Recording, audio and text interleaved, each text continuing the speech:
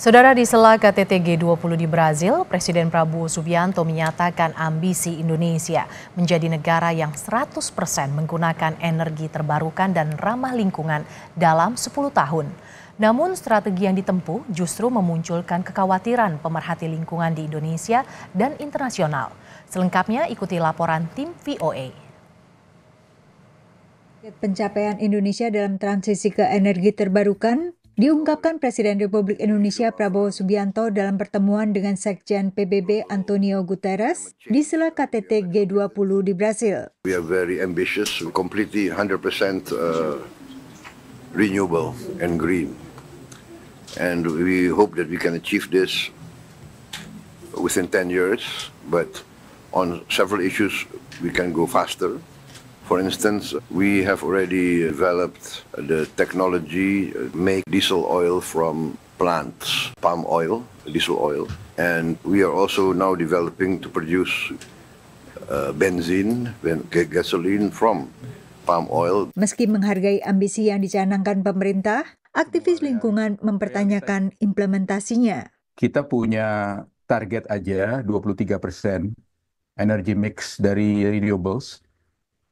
Itu tahun depan, dan kita sudah stagnan di 12-13% setidaknya 5 tahun terakhir. Leonard mengatakan, bila pemerintah ingin lebih serius mengatasi dampak perubahan iklim, maka perlu langkah lebih komprehensif, seperti menggalakkan peralihan ke transportasi umum bertenaga listrik untuk mengurangi jumlah kendaraan pribadi yang memerlukan begitu banyak bahan bakar.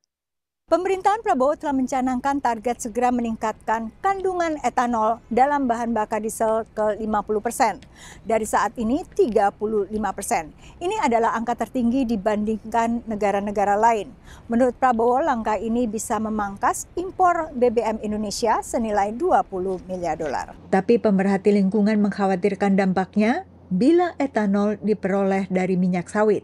Expansion of palm oil, partially for the purposes of making biodiesel, has led to the conversion of natural forested areas and peatland forests to palm oil plantations and the displacement of communities that lived on those lands traditionally. And I know that Indonesia now has the intentions to increase the production of palm oil biodiesel, aiming towards, I think, a 50-50 blending target in the near future.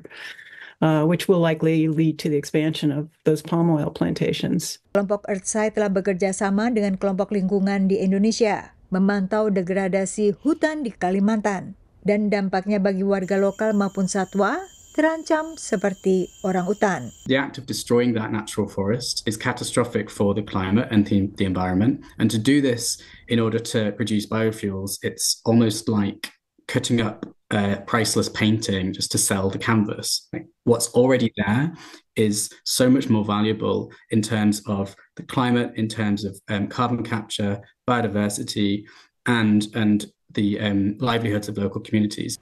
Swasembada energi dan pelestarian lingkungan hidup termasuk dalam 17 program prioritas pemerintahan Prabowo. Selain pengembangan biodiesel, program kebijakan lingkungan yang tengah disiapkan pemerintahan Prabowo melibatkan dana ekonomi hijau senilai 65 juta dolar melalui penjualan kredit emisi karbon. Dari Washington DC, Yuni Salim dan tim VOA.